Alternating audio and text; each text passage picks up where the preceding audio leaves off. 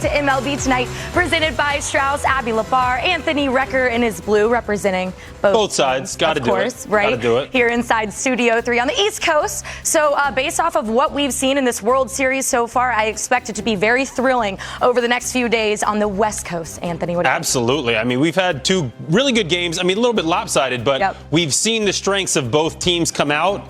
I expect that to continue in LA. We'll see what happens now as the home field flips, though.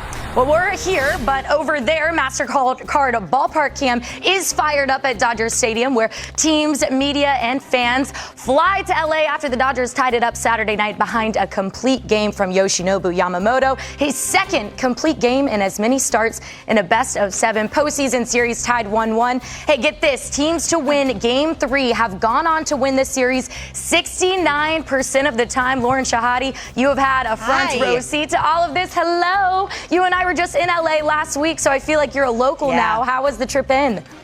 It was perfect. A little connection through D.C., Abby, and away we go. We're ready for Game 3. But you and I were here when Shohei, we call it the Shohei game, right? Yep. We had a front row seat to watch the 10 strikeouts and the 3 home runs. And I remember I was sitting right beside the Dodger dugout. And what shook me was all the super duper stars, and Reck, you can attest to this, when they are so surprised by what they're seeing. We were watching Freddie Freeman. Remember, his hands were on his head, his mouth was agape. Mookie Betts, same thing at that epic performance en route to the NLCS MVP. And we remember all the struggles leading up to it. Remember Dave Roberts talking about it. He said he was just flying too open in the box, almost losing the plate. Well, he found the plate enough to strike out 10 and hit 3 home runs. And I was in Toronto, Abby and Rec, when the Blue Jays fans were chanting, "We don't need you." It was kind of funny, kind of clever chant, right? Alluding to Shohei picking them, the Dodgers, over the Blue Jays. He was just smiling through it. And Dave Roberts was kind of funny. He said he is so unfazed by this.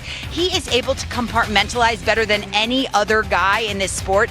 And Rob Manfred, I thought it was really cool. Our commissioner was on set the other day with the guys of MLB Tonight, and he said, this is really a World Series, and this game is global like we've never seen before. Think about it, Abby and Rec. We were in Canada with players on the field from anywhere from Japan to the Dominican, so the Shohei Ohtani effect and the impact has gone global, and we're seeing it on the biggest stage in the World Series here.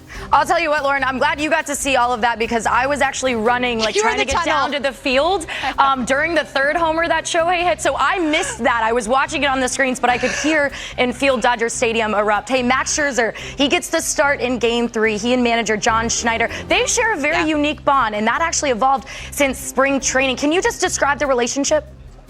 Yes, absolutely. So I've been a Max Scherzer obsessed fan, because I'm a Nationals fan, since 2019, when he worked his body back to get him ready to pitch in the World Series. He is the greatest competitor, one of the greatest competitors I've ever covered. He's equal parts competitive and crazy in the best way. John Schneider detailed right when they won the ALCS, right when they won the pennant. They just clinched the pennant, and John Schneider was telling the media, champagne's flying and people are jumping up and down and dancing, and Max, amid the champagne showers, marches right over to Schneider, gets in his face, asking him, when am I pitching in the World Series? Am I pitching in the World Series? And John said, dude, relax. Can I just enjoy my beer? But Max only knows one mode, right? And these two have formed a bond back in April when Max was rehabbing. He would just go into John Schneider's office and plop himself down on the couch, uninvited, but obviously John said, of course, everyone wants to talk to Max.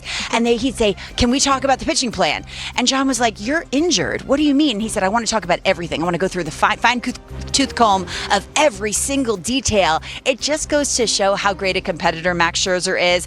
He'll take the ball tomorrow, Hall of Fame highway. He'll be there soon. It's just really been cool to see, because John Schneider leans on him as kind of a sounding board. So it's been a really cool relationship ever since, Abby. Oh, that's so fun. That's such great information, Lauren. We appreciate it so much. Have so much fun out there. I'm so jealous. Enjoy it. Thank you. Thank you so much. All right, well, on the topic of good pitching, Yoshinobu Yamamoto, what an incredible postseason we have seen from him, and it again continued. So we're going to start with him. Recker, what did you see that made him just so successful against this dangerous Jays lineup? Because, of course, we saw him pitch the complete game against the Brewers, but that's a much different team offensively than the Blue Jays. Yeah, I mean, look, this Blue Jays team in Game 1 against Snell, they came out aggressive. They swung the bats like they said they were going to. And they made him work, they got to him, and they put some runs on the board. So what did Yamamoto do coming into this game? Well, he actually took a little page out of the opposing starting pitcher's book in Kevin Gausman. Gausman loves to throw that splitty to set up a fastball down. So Yamamoto comes out early. He throws a ton of splits. He gets him out with some breaking balls early, but he's throwing 17 splitties in the first 2 innings, the first time through the lineup. He threw 17 the rest of the game in the next 7 innings. So he really made an emphasis. I'm going to come out. I'm going to throw this pitch. I know you can't hit it. I know you can't do anything with it. And it's going to be out of the zone. But you're going to see it, and it's going to take some of that aggressiveness away. Now, all of a sudden, I can sneak some of these fastballs by you late, especially down in the zone, pop 1 or 2 up, but he's going to keep going to that curveball, occasional cutter into the lefties, but that is what the recipe was. It was, okay, I know I can play with speeds with my fastball and curveball late. I have to get you to respect that splitter and start laying off some pitches. And that's what he did. That's what made him successful. Then he just attacked the zone, put the Toronto Blue Jays hitters on defense, and obviously cruised the rest of the way. Yeah, and I mean, look, he was able to shut down the Blue Jays offense that's been so good so far. They put up 11 runs in Game 1. So when you look at the lineup up and down for this Toronto team, who really stands out to you? Yeah, when I look at this Toronto team, they've all had a really good postseason. I think the one glue guy, though, is Alejandro Kirk. Obviously, me being a catcher, I'm a little bit biased. That's okay. We're allowed to play that game. But realistically, he's just done so much. He's in the middle of that order, right? He's backing up Vladdy. He's really just providing that insurance and putting together great ABs. And we know what kind of a leader he is as a catcher. He's a good guy on the team. Everybody in the clubhouse loves him, talks to everyone, yucks it up. He's one of the best defenders in all of baseball, period, let alone as a catcher and behind the plate. The numbers bear that out. Picks well, obviously throws well, blocks well, makes a play or two. We saw that ball give Freddie Freeman some trouble last night. It's not always easy. He can get out. He can make some plays.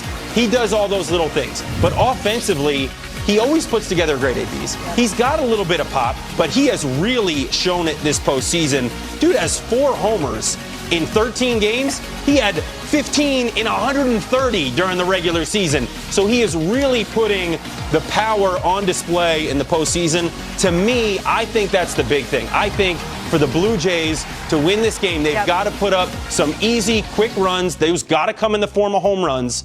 And guys like Alejandro Kirk, outside of the Vladdies, outside of the Bichettes or the Springers, have to get it done. He's the first guy on that list for me. Okay, so the series has played out how we've expected, right? You've had the good Jays hitting against the good Dodgers pitching. So when you look ahead to this, who has the better opportunity or even, I guess, potential to exploit the other as we move forward here? Yeah, I mean, look, I'm still going to lean towards the Dodgers. I think what they have in place right now, that starting pitching really is kind of on cruise control. They are going, I mean, Blake Snell had a hiccup. I don't expect that to continue. We saw a blueprint for them to attack this Jays lineup. I think they can continue to do that. That said, offensively, this Dodger team, we haven't even seen their best yet.